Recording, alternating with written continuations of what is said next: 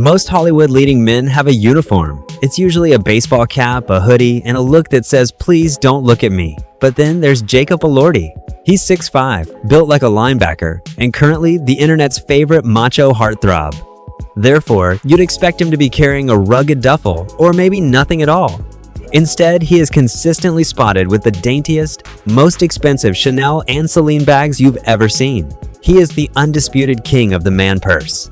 And while it started as a meme, it's turned into a full-blown cultural shift.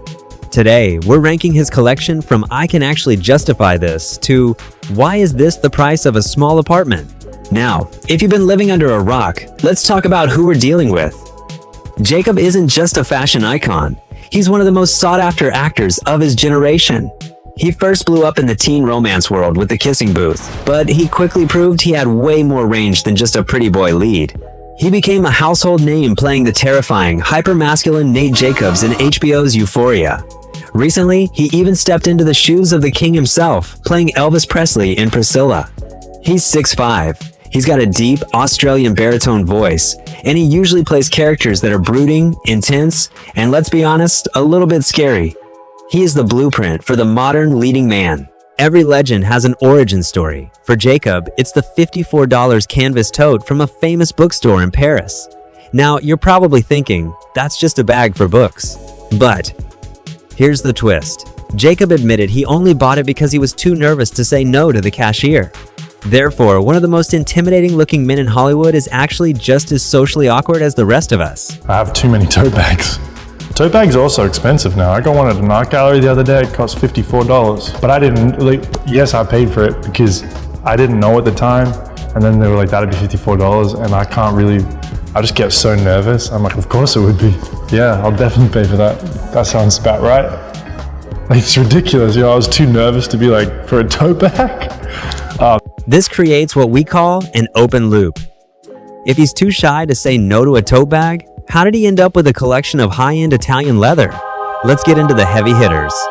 Let's look at this through a different lens. Usually, when we see a male celebrity carrying a bag, it's purely functional. It's a tool. He has a backpack because he's going to the gym. He has a briefcase because he's heading to a meeting. It's predictable. Jacob, however, treats the bag as the main character.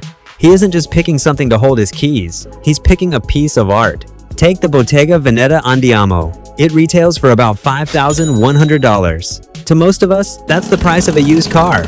So why is he carrying it? It's not for utility. It's a statement of architectural grace. He's prioritizing the shape and the craft over the actual manliness of the item.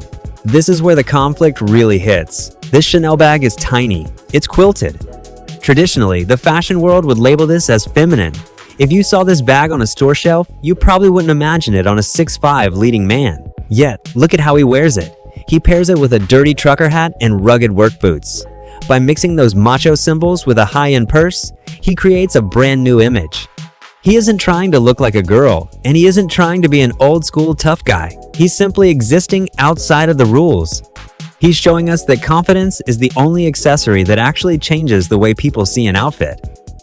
It's not just that he carries bags, it's the variety that makes this a masterclass in style. One day, he's spotted with the Louis Vuitton Speedy P9. It's an $11,000 statement piece from Pharrell Williams' debut collection. Then, contrast that with his Fendi baguette. This is a late 90s icon. Jacob gives it new life by pairing it with loose jeans and a plain hoodie.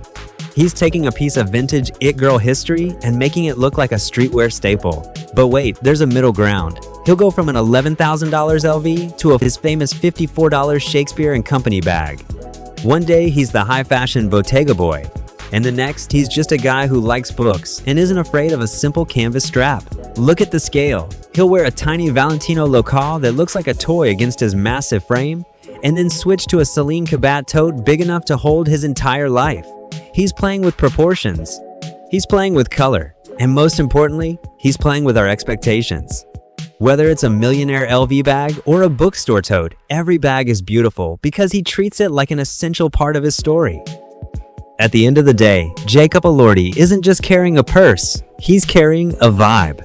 He's proof that you can be 6'5" and intimidating, yet still appreciate the craftsmanship of a well-placed leather strap.